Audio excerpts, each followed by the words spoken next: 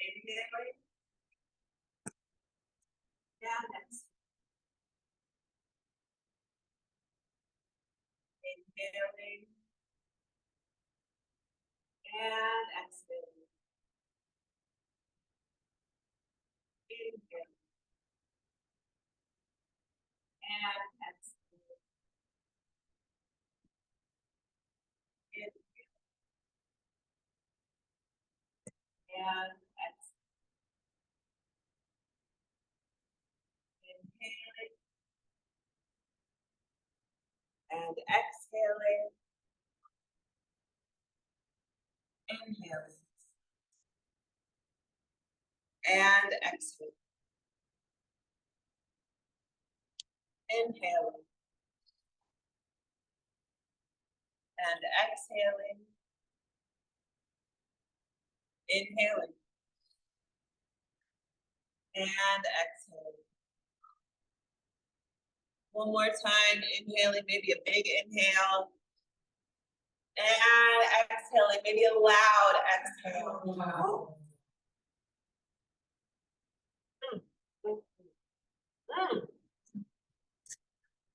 We are the ones who are breathing.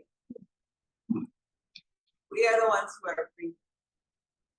And what an honor it is to represent through energetically our breath. So many who once were breathing and are no longer breathing. So many who have not taken their first breath yet and who are accountable to already. I really appreciate your breathing. Thank you for breathing. And then the second way, our other primary resources are our relationships. So I wanted to take a moment, each of us, to dedicate our participation here today.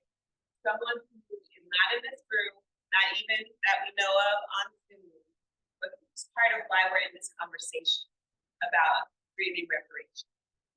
And it could be someone who is an ancestor, it could be somebody who is living now, it could be someone older than you or younger than you, or your twin, who's not here, whatever it is.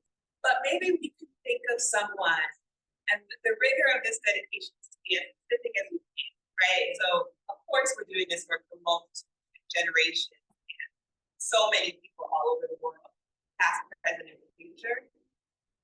But there's a power in our specificity. And so I'll give an example in a moment. In fact, I'll just give an example right now. Why wait? Reparations now, right? So I'm dedicating my participation to Priscilla Hale. Priscilla Hale is a Black lesbian organizer. She is 7th generation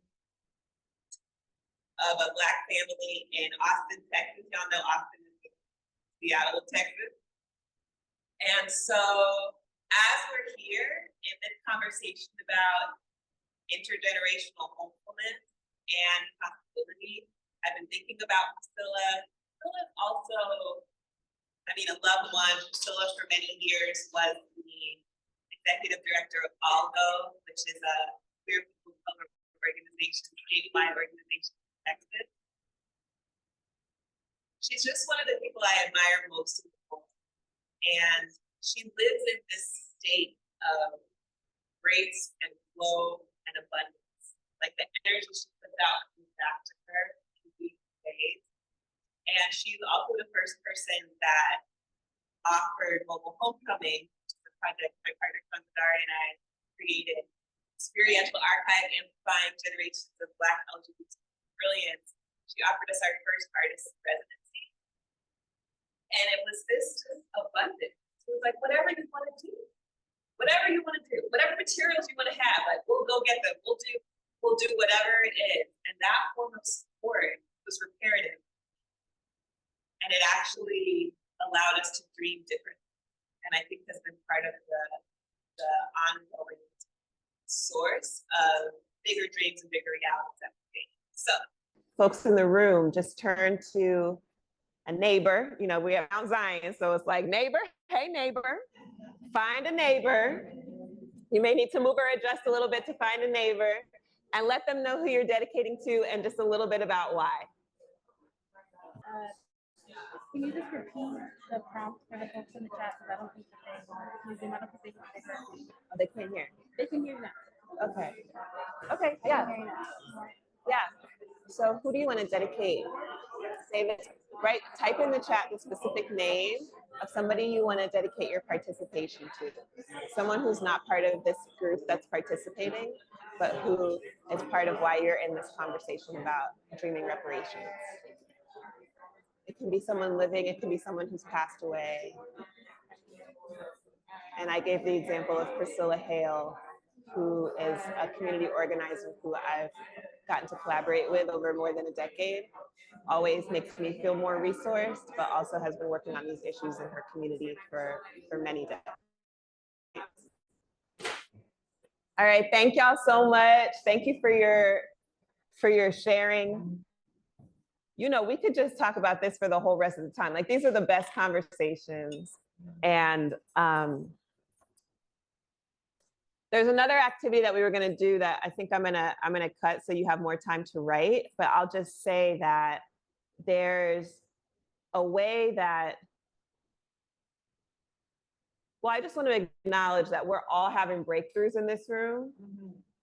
We don't know what we might know what some of people's breakthroughs are if they decided to share that with us, but we don't necessarily know what that is. And those of us having our own breakthroughs, we might not even have acknowledged it as a breakthrough yet. It might feel like a breakdown or just like a mess or just some area of our life that we are seeking more balance, whatever way we want to call it.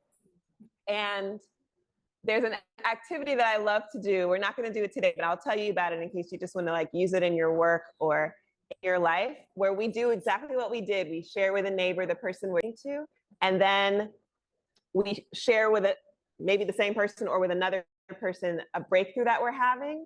And they give us just an offering, not like the thing that fixes it, not like the specific instructions for our breakthrough, because how could they know, right?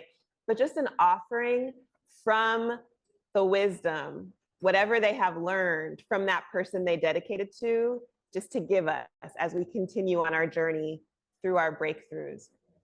And I just want to acknowledge that every time I do that activity, it's so phenomenal, but it's just a representation of what we do all the time, right? Which we're offering to our community based on what we've learned from those people who inspire us, who have poured into us, who we're connected to, who we want to be connected to more, all of that.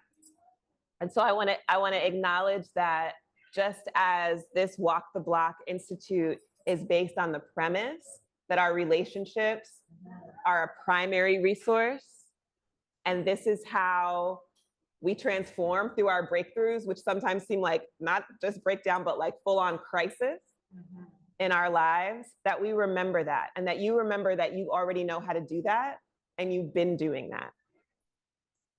I just want to affirm that. I could testify for a lot longer, but I'm gonna move on with the rest of the workshop. So we took 9 breaths because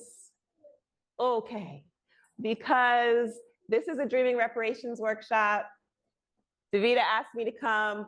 I don't know why, I'm not really a reparations expert, but my primary form of wealth is my research and attention to the lives, brilliance, and writings of Black feminists.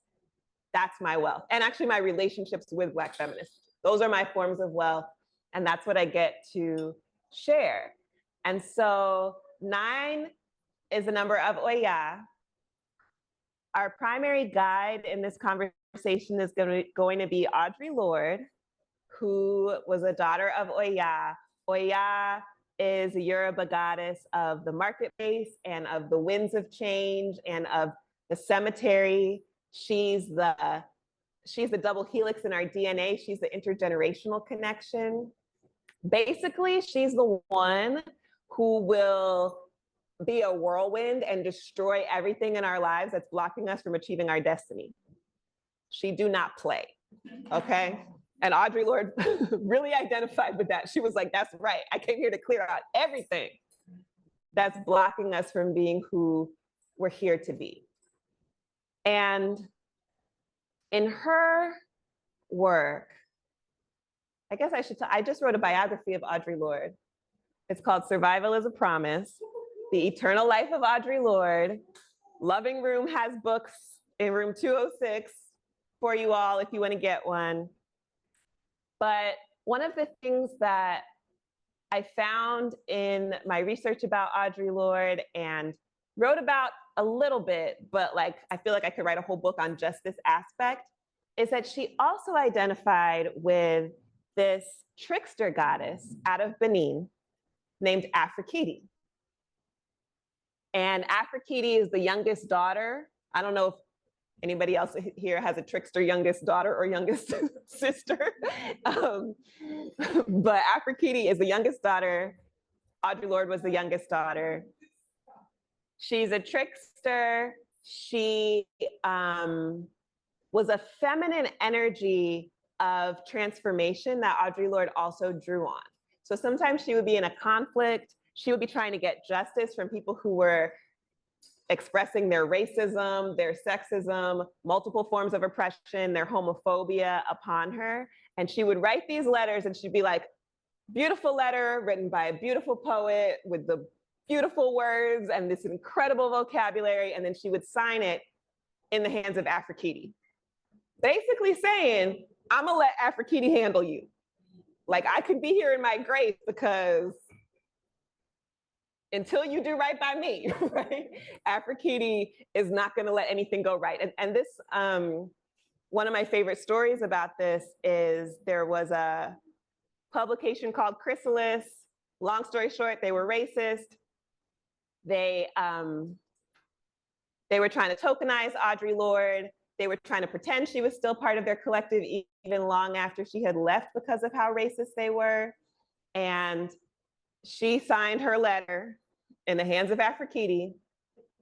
And as I write in the biography, Aphrodite handled it because they never could even continue. Like that was basically the end of that entire organization because of other things that Audre Lorde didn't do directly, but that happened such that they could not continue to do what they were doing and refusing to confront the racism at the core of what they were doing. So I think about Aphrodite a lot when I think about reparations. And when Davida invited me, I was like, ooh, we're gonna get to work with Aphrodite. Now, the way Audre Lorde describes Aphrodite, there's like love, there's this goddess energy, there's this playful energy. It's not a vengeful energy, but it is a playfully rearranging things into how they should actually be energy, okay? So I'm just letting y'all know the context. This is what we're calling in this space. I'll just say a note on reparations. I think there are a lot of ways we can think about reparations. I think that there are a lot of massive systemic harms that we have survived. One of the things that Audre Lorde teaches us is that all of those are interlocking, right? So when we think about, I mean, and Davida mentioned this in the acknowledgement, we think about genocide and slavery, we think about internment, and we think about partition, and we think about surviving sexual violence, and we think about displacement, and we think about all of these different things. I think for many of us in the room, certainly for me personally, it's hard to separate those things because they have all impacted my ancestors and therefore all impacted me, right? And so we're not thinking about reparations in a linear sense, because in fact, as Audre Lorde's friends in the Kabahi River Collective taught us, the major forms of oppression are interlocking, right? We can't, if we sit here and try to untangle which oppression have we suffered, we get up against this wall. This is why Audre Lorde said, we do not live single issue lives. So we're thinking about reparations expansively, but also centering and acknowledging that we're here at the Walk the Block Institute that is tangibly addressing and seeking to repair the displacement of Black people from the Central District specifically, and understanding that that has to do with legacies of enslavement, systemic racism, and is something that is certainly impacting the Central District, but is impacting Black communities all over the United States and indeed all over the world. Y'all still with me? Yeah. Okay, this is like the most talking I'm gonna do because it's supposed to be mostly you all writing. So our prompts come from two of the poems where Audre Lorde talks about this trickster goddess Aphrodite. And so I'm gonna read you an excerpt from the first one, which is actually one of the last poems that Audre Lorde ever wrote. It's called Today Is Not the Day. Anyone familiar with that poem? Some people are, some people aren't. By the way, Audre Lorde was a Black, lesbian, feminist, warrior, poet, mother. Some folks in the room know who Audre Lorde was, but if you don't, I'm so honored that I get to be the person to either tell you about her for the first time or introduce you to her more. I'm just trying to give us space to do everything we're trying to do in our time together. And conveniently for you, I also wrote a whole book about her, so you could always read that. Okay, so this poem though, Today Is Not the Day, is a poem that Audre Lorde wrote at the end of her life. It was almost like the things she wanted to say and leave behind for the people she loved. In a particular way, it's her legacy, how to confront her mortality in like this most lively, life-giving way. And I'm not gonna read you the whole poem, but this is a part of it. So she's gonna mention Mother Mawu, who is another goddess from Benin. This is Aphrodite's mother, basically, who Audre Lorde also identified with. And then she's gonna mention Aphrodite. Today is not the day. It could be, but it is not. Today is today. In the early moving morning, sun shining down upon the farmhouse in my belly, yes, baby. Lighting the well-swept alleys of the town growing in my liver. She's talking about the cancer that's taking over her liver. Intricate vessels swelling with the gift of Mother Mawu, or her mischievous daughter, Aphrodite. Aphrodite, my beloved, feel the sun of my days surround you, binding our pathways. We have water to carry, honey to harvest, bright seed to plant for the next fair. We will linger, exchanging sweet oil along each other's ashy legs, the evening light a crest on your cheekbones. So this excerpt of the poem, Audre Lorde is addressing Aphrodite, but she's also addressing her real life lover, Dr. Gloria Joseph. Dr. Gloria Joseph, a Black feminist genius in her own right and a mentor of mine, she, similar to the folks of Wa Na Wari, had a creative approach to what it was to go back to St. Croix, where her family was from, and to keep land, to be in relationship with land. And she created this farm and set of beehives that were part of getting a different tax designation, a different access to sustainability for herself. That's a whole story. But that's part of what she's talking about when she says we have water to carry, honey to harvest, bright seeds to plant for the next fair, right? She's involved in this particular relationship to this land that has to do with her partnering with her partner, Dr. Gloria Joseph, on intergenerational sustainability in a majority Black space that was at the same time colonized by the United States and being taken over for tourism, okay? They had just survived Hurricane Hugo, which, you know, as there's a hurricane happening right now, which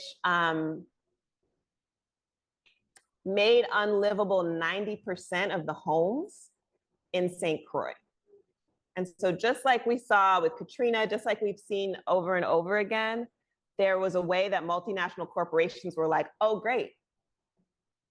Now we can have even more access to displacing folks from their homes, so we can build this up and have it basically be all about oil drilling and tourism, right? So this is something that Gloria Joseph was conscious of, Audre Lorde was very conscious of, and I just give you that context because these are beautiful images, but they're also grounded in the organizing that Audre Lorde was participating in as part of this Afro-Caribbean community that she was part of more broadly, but that she had become a part of specifically in St. Croix.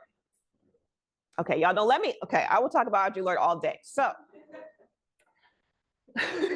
so our first writing prompt draws from this excerpt. When she talks about, and I have it up on the wall for folks who are more visual, and it could possibly be being typed in the chat because I know, okay, because our team is on point. Water to carry, honey to harvest, bright seeds to plant. So maybe this could be a way of thinking about reparations. What are the necessities, right? Water, for example, a basic necessity, has to be part of how we think about repair and reparations, right? What our communities need. Honey to harvest, I got a whole chapter in this book about honey. But what about the sweetness in our lives, in our communities? What sustains the sweetness, the pleasure, the joy beyond the basic necessity that also is, however, a basic necessity, right? That I say is a basic necessity. What about that aspect? Where does that live in the ways that we dream reparations? And then bright seeds to plant for the next fair, right? This is that important intergenerational piece of what are the beautiful futures that are made possible by the ways that we're dreaming about repair, restoration, and justice. Y'all are still with me, yeah? Okay, so this is our writing prompt. For you, it's really a free write, but just keep in mind the question of what is the water? What is the honey? What are the bright seeds that come to you in your vision for what reparation, restore, justice, abundance would mean for the communities that you're accountable to, or for you and your folks, however you think about that. Does that feel clear? Okay, so we're gonna take 6 minutes to just write whatever comes. And this is reflective writing, so this is not like gotta be, I mean, I know I just read a beautiful poem by Audre Lorde.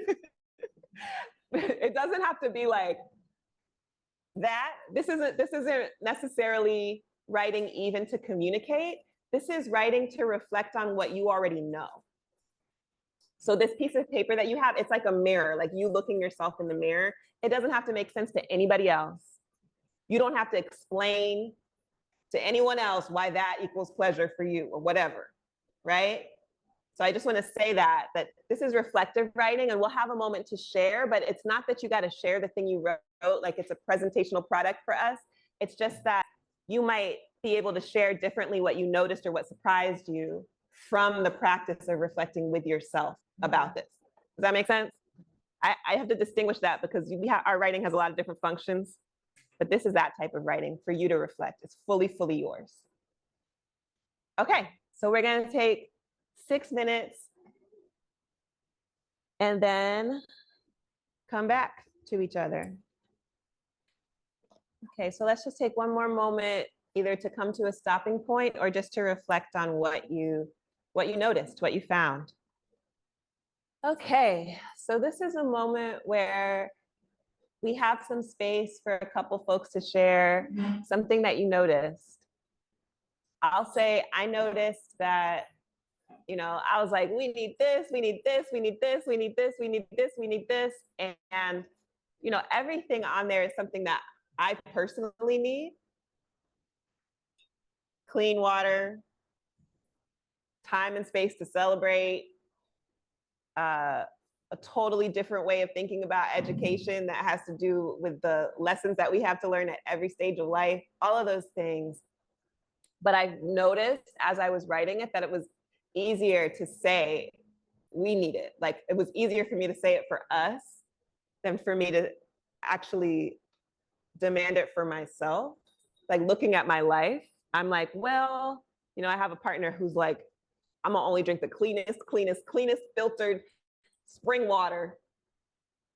And I'm like, well, whatever water they got, you know, like, I'm thirsty, you know. But for us, like, it has to be right. And I want us to have so much time to be with each other and wonder and celebrate each other. And I don't actually, as a workaholic in recovery, I don't have a good history of making that space for myself in the areas where I have choice around that, right? So that was my noticing. As I was writing all of this and I was like, yes. And then I was like, oh, well, on the scale where I'm really impacting that, I could actually be more in alignment with these values. So that's something I noticed, for example. I think we have space for maybe 2 or 3 folks if you want to share something you noticed just about how it was for you writing this, anything that surprised you, that surprised me, anything that you just feel like would be a contribution to the room if you let folks know that you noticed that in your process, anything you feel like sharing. And we'll, if you are on the Zoom, you can write it in the chat, and I think we'll be able to read at least 1 or 2 back also. Anyone want to share in the room?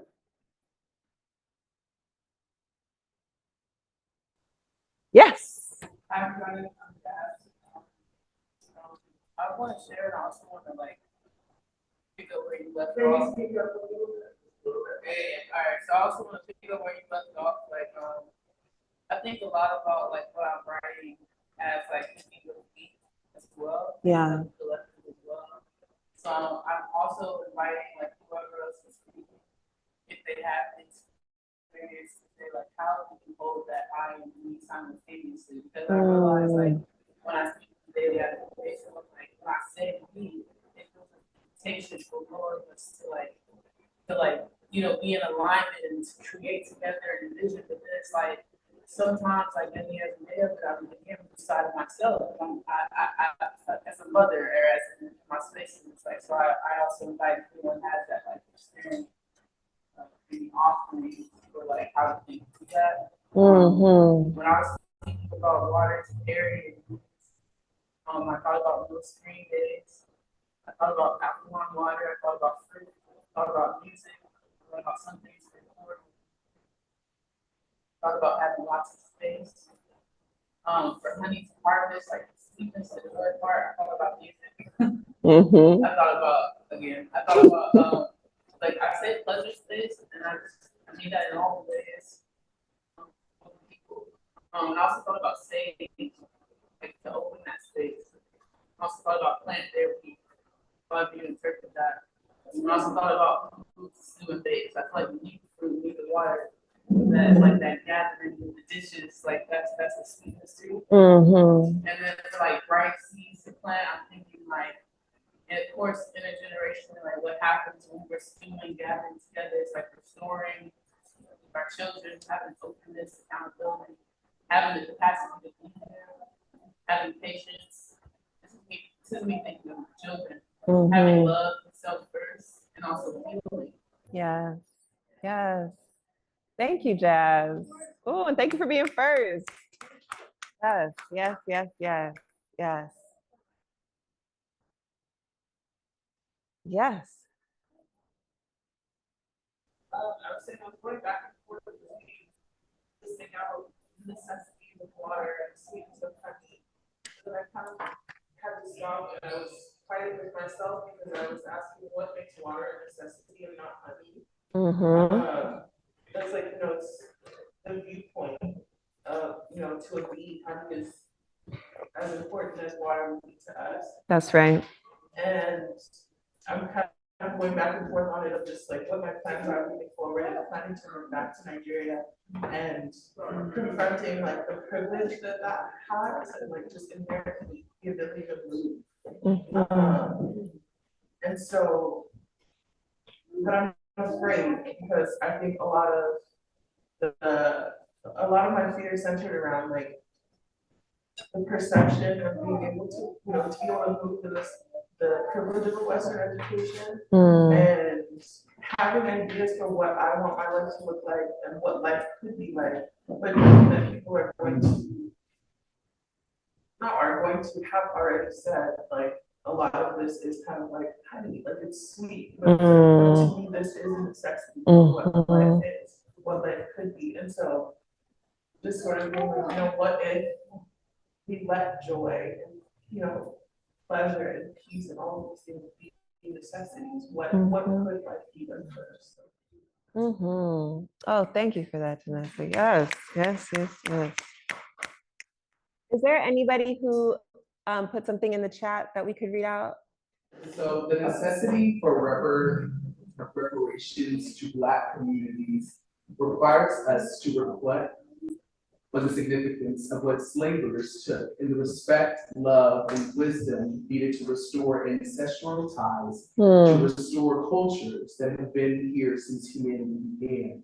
It requires looking at the prism of Turtle Island and how it has drawn global peoples who each have a form of anti-Blackness that needs to be undone, so we can sit with the lion's share of our humanity.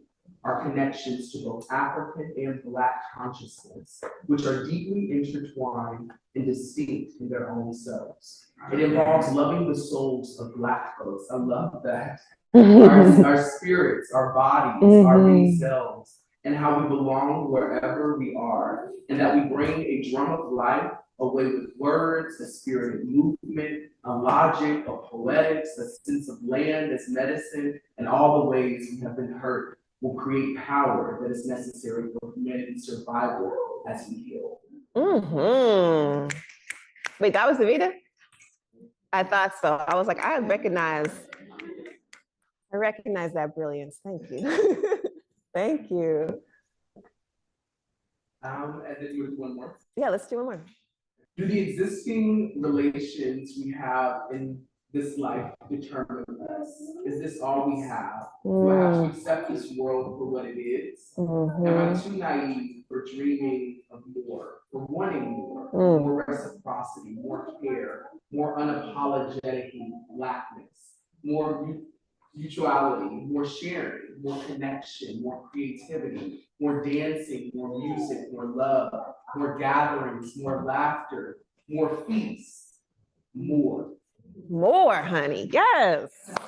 Oh, I love those. Thank you. There's so much. Okay, there's so much, but I'm staying on time because there's a block to walk. So the next poem by Audre Lorde, she talks about Aphrodite in this poem she wrote called Call.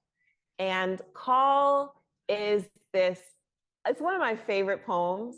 It's this invocation of Idoedo, the serpent goddess. And for Audre Lorde, she's thinking about this goddess as basically holding space in their rainbowness, in their multiplicity, for all the names, all the divine names that have been forgotten. So in the poem itself, she's doing this reparative work to say we still can find in ourselves the divinity of everything that has been taken away from us. And I have goosebumps even just talking with you all about this poem. One of the things that I love is that one of the first places that, am I gonna cry in here? Okay.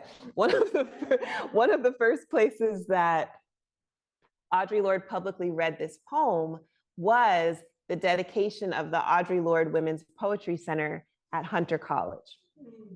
So Audre Lorde had gone to Hunter College High School. She had gone then to Hunter College.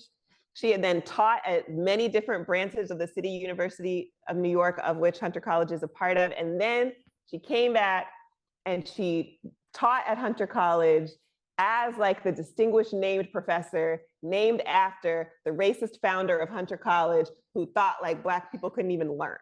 So she was like, I'm in here. But then also she facilitated this process where the students were able to create this Audre Lorde Women's Poetry Center and say like, we want this to exist institutionally in our space. It was the first time student poets had ever been paid ever by Hunter. And she got to attend this opening. Sometimes I think about it as her first memorial service. It's such a huge legacy moment for her. And so she reads this poem, and the recording of her reading this poem that she does at the dedication of the Audre Lorde Women's Poetry Center is actually the last word. It's the recording is played at her actual memorial service after she passes away at St. John the Divine. And I almost want to read you the whole poem, but we have only 10 minutes. So I'm going to read you this excerpt where she talks about Afrikiti in this poem. And yes. We are learning by heart what has never been taught. You are my given, fire-tongued, Oya, Sebulisa, Mau, Afrikiti, and now we are mourning our sisters lost to the false hush of sorrow, to hardness and hatchets and childbirth, and we are shouting Rosa Parks and Fannie Lou Hamer, Assata Shakur and Ya Asantewaa, my mother, and Winnie Mandela are singing in my throat. The Holy Ghost linguist, one iron silence broken. Idoedo is calling. Your daughters are named and conceiving. Mother, loosen my tongue or adorn me with a lighter burden. Idoedo is coming. Okay. So, in our last 9 minutes, it's so fast. I know, it's like y'all, listen, let me come back for like a week so we can, but, okay, I'm calling that into existence. Why don't we do this? Just, okay, because you know, okay, this is a moment to just trust your intuition and write it down. So the question is, you know, I love this, we are learning by heart what has never been taught. And so the question is, and just answer it, like just answer it, because your spirit knows. What could I learn in a context of full abundance, justice, freedom, all the things that we're saying when we say reparations?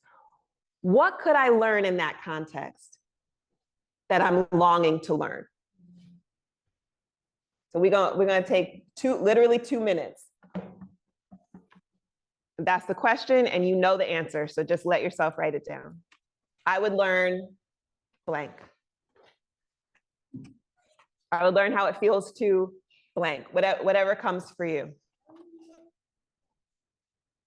Let yourself surprise yourself. And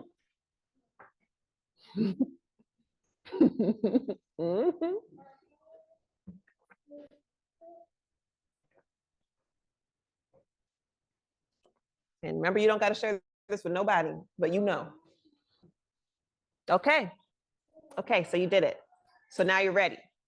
So this is our closing invocation.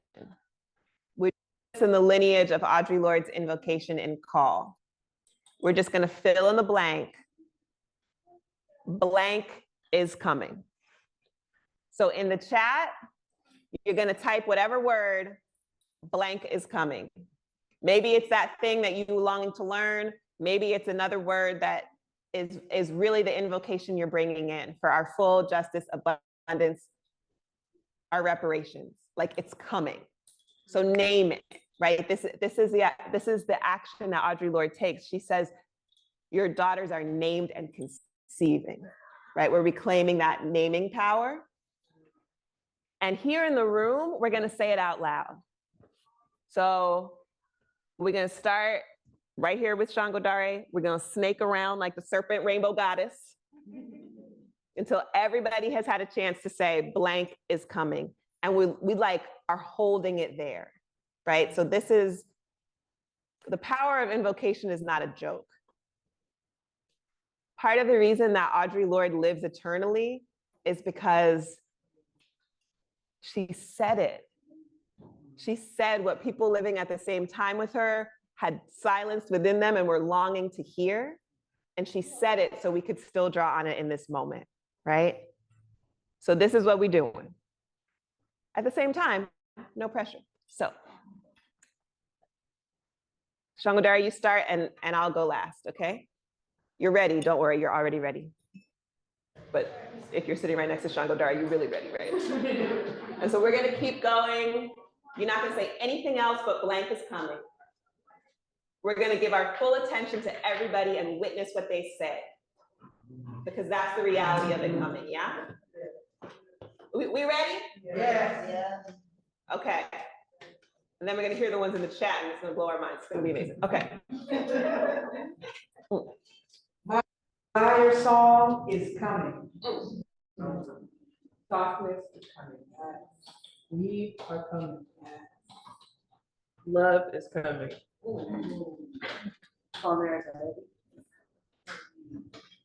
Nature and love is coming. Peace is coming. Communicating deepest wisdom and listening for deepest wisdom is coming.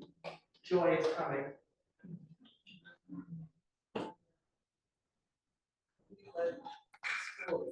Yes. Yes. Blessed exhale is coming. Piano. To me. Community synergy is coming. Yes. Financial wealth and community abundance is coming. Prepare. The change that we pray for is coming. That's a shame. Grateful tenderness is coming. Trust is coming. Yes. Is someone say about what's coming? No? Okay. Our former mothers are coming. Yes. Meaningful monumental sculptures are coming. Hey. The deeper wisdom is coming. Yes. The erotic and money is coming. Yes. You still going? Loving transformation is coming. Satisfaction.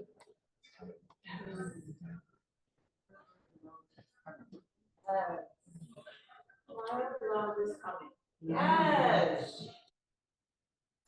I'll probably laugh, but Okay.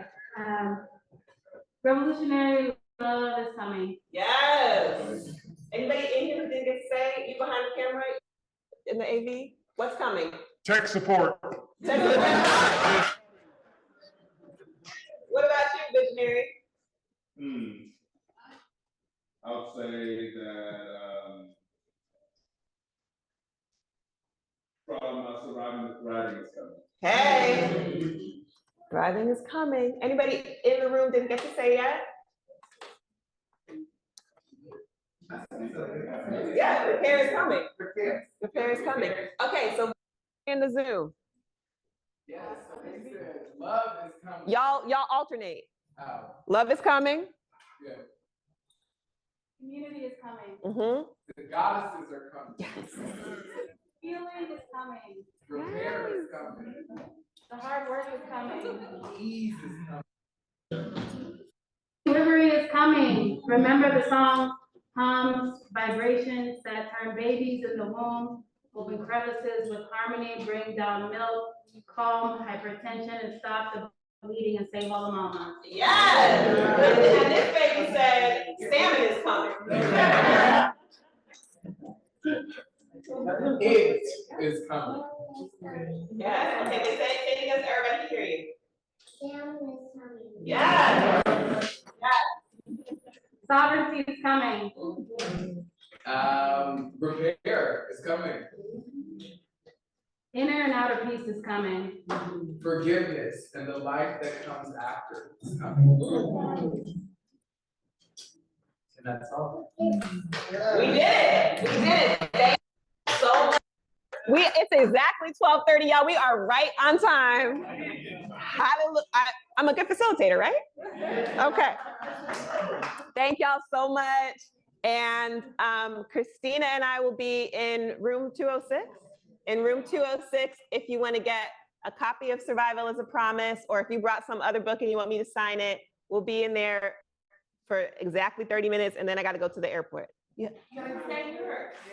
Oh. Surrender is coming. Great job. Thank you so much. Yes. If you came to the workshop and you just happened to be here, can we please have your contact information? We are getting to our next event, and it's going to be at Langston Hughes Performing Art Institute. It's called World of Repair. So this is the second part of a three-part campaign. Can we give another round of applause for our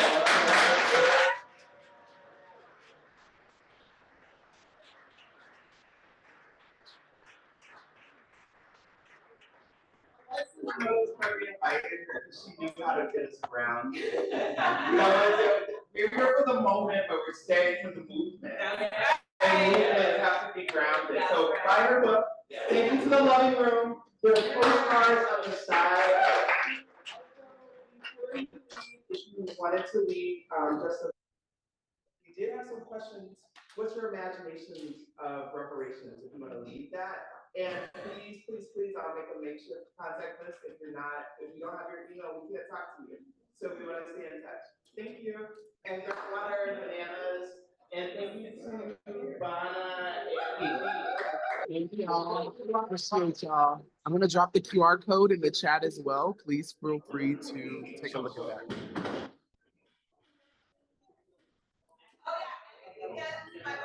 Also from your library, and also the audiobook. I recorded it. It's in my book.